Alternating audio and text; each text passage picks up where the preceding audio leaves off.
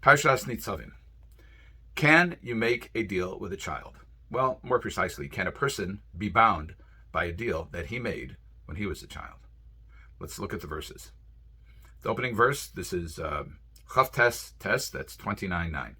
Atem Nitzavim hayom kulchem lifnei Hashem Elokechem. This is Moshe Rabbeinu, Moses, speaking to the children of Israel shortly before they cross into the land of Israel and shortly before Moshe's passing. And this is the final speech. All of the book of Devarim is his final speech, and this is getting more focused on what the expectation is of the children of Israel when they enter the land. So you, atem plural, y'all, are standing here today before the Lord your God. Roshechem, Shiftechem, Ziknechem, V'Shatrechem, Kol Ish Yisrael. Your leaders, your tribes, your elders, your enforcers, officers, every person in Israel. Tapchem, your little ones, your children. Nishechem, your wives or your women. V'gercha asher b'kerev machanecha, and also the stranger who is in your midst. Perhaps it's referring to a ger tzedek, somebody who becomes a Jew by what we call today conversion. They accept upon themselves the yoke of mitzvos, the obligation to perform mitzvos. And the Torah goes on, from your wood choppers to your water drawers. For what purpose? You're all here. So the next verse says, to pass you into his covenant and to the consequences of the covenant. That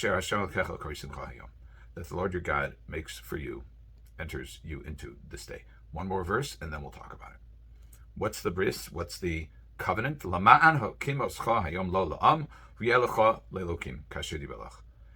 that you will be for him today a people, meaning the children of Israel will be God's people, and he will be the God of the Jews, as he said to you, and as he promised your fathers, as he promised Abraham, Isaac, and Jacob. Okay, so this is affirming the covenant of the fathers, and this is to have a mutual relationship of God and his people. The Nitziv asks a question. The Torah specifies who's in this bris, who's in this covenant. Covenant is a type of agreement. Who's in this bris? So it's everybody we listed before, and specifically the Nitziv talks about Taf. Taf, we said, were small children. And the Nitziv says, and this is on verse 11, to enter you into the covenant. You can't make an enforceable agreement with a child. Why not? We would call it, in civil law, a child does not have the capacity to contract, to enter into a contract, to do something that's binding. To do that, to enter into an agreement, person must have capacity. And there are a number of other things. Can't be under duress. Person who, for example, enters into an agreement only because somebody puts a gun to his head, that agreement is not enforceable. It's entered into under duress. Similarly, you can't enforce an agreement with a child. So, the Nitziv says, he makes a statement, but it's an implicit question, how can you make a bris with a kid, with a child? So he says, Mikom habris shani karei simcha yom, but he says, because this bris, that I, meaning speaking in the name of the Almighty, that I am entering into with you today, toil gam lahem, it will also be for their benefit. Shezo hi zuchusam. This is their merit. So we know that there's a principle throughout the Torah, which is called zachin la'adam shelo b'fanav. You're allowed to do something without somebody's consent if it is unmitigated benefit to that person. So here, it appears, according to the Nitziv, that this is an unmitigated benefit, even though being in this bris means that if you step out of line, you're subject to punishment. So, nevertheless, says the Nitziv, this is an enforceable agreement when they get older because it took hold when they were children because of the principle of zachin la'adam shelo b'fanav. That is how a parent can cause, if you will, a child to convert to Judaism. It's not uncommon when observant parents adopt a child who may have been born to a non-Jewish family, that he goes through the process and he gets an opt-out period when he or she becomes a gadol, when they become of capacity, But until then, we say that the action actually it counts because of Zachin L'Adam Shelo B'Fanav.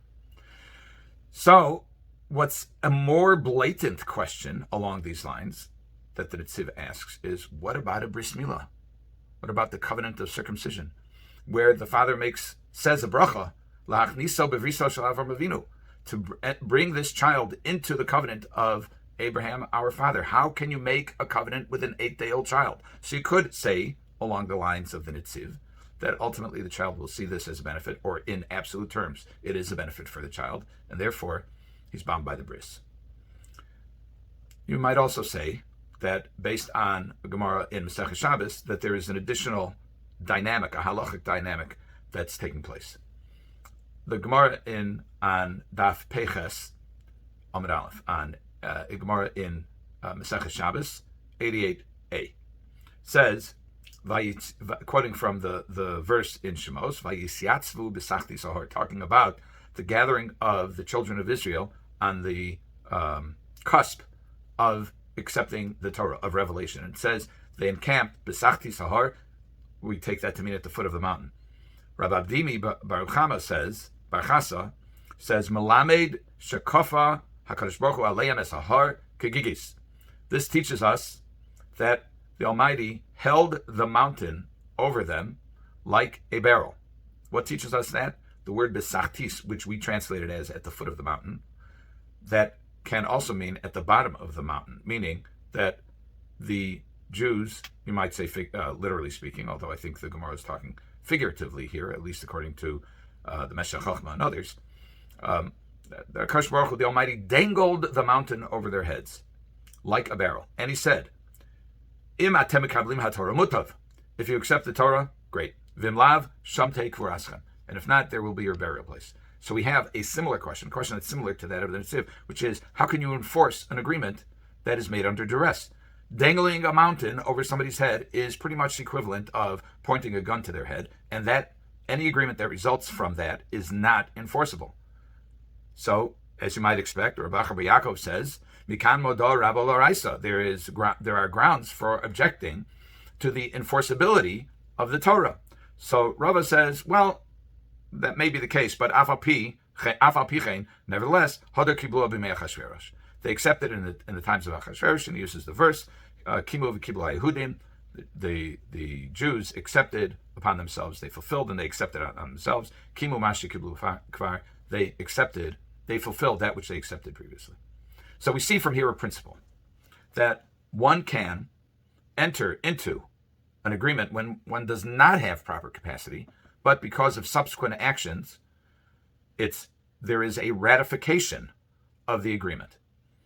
The Jews after Kabbalah Satorah, and the Meshech Chochmah that I referred to earlier says, and my Rabbi Revan Soloveitchik used to explain along these lines, more or less, that the dangling of the mountain is an allusion to the irresistible force of the Almighty. It wasn't necessarily a gun to the head. It wasn't necessarily, literally, a mountain over their heads. What it was a being overwhelmed by the show of force, whether it was at Mount Sinai with the mountain trembling and fire and smoke and sound, something that was had never been experienced before, or the going through Egypt with the plagues and the miraculous. It was just, how could anybody say, who went through that and experienced that, tell the Almighty, no, I'm not going to accept your Torah after all of that? It's almost like it was impossible to resist. And when something is impossible to resist, it has an element of duress, even if it's not malevolent. So the Torah says, the Talmud says, that even though there is an element of duress, which means that capacity to contract is gone, or at least enforceability is gone as a result of that, nevertheless, because of subsequent actions to accept the Torah, indications to accept the Torah, it's considered enforceable retroactively from the beginning. That's kimu v'kiblu haYehudim. So one might say by analogy that when a child comes into the bris, kicking and screaming, frequently, literally, but when he grows up and he acts like a frum yid, like an observant Jew, then it shows that he ratifies the agreement. And perhaps that is why the language at the bris ceremony is Zeh hakaton gadol yihya. This young child, who, now we're adding parenthetically as by way of explanation, really doesn't have capacity to enter in this agreement. But don't worry, gadol yihya, he is going to be an adult. Keshem shenichlas labris, just like he entered into the bris at this young age without capacity to contract. Nevertheless, he will, when it comes to matters that are very profoundly dependent on freedom of will, which is studying Torah, marrying someone, which a person can't marry without neither a man nor a woman can effectively enter into a marriage without having the proper intention to do so, and masim tovim, living a life that revolves around or that incorporates doing good for other people, also requires a certain level of freedom of will. So we see the principle that even though something may happen in a person's life that causes them to get into a situation that they may not have selected in the first place, but if they act in a way that shows that ultimately that this is what they want, then it's considered to be a valid agreement. May we all live up to the bris of HaKadosh Baruch Hu. May we all actively affirm our relationship and have a ksiva v'chasima tova, a wonderful, good, healthy, productive, and spiritual year to come. Have a good Shabbos.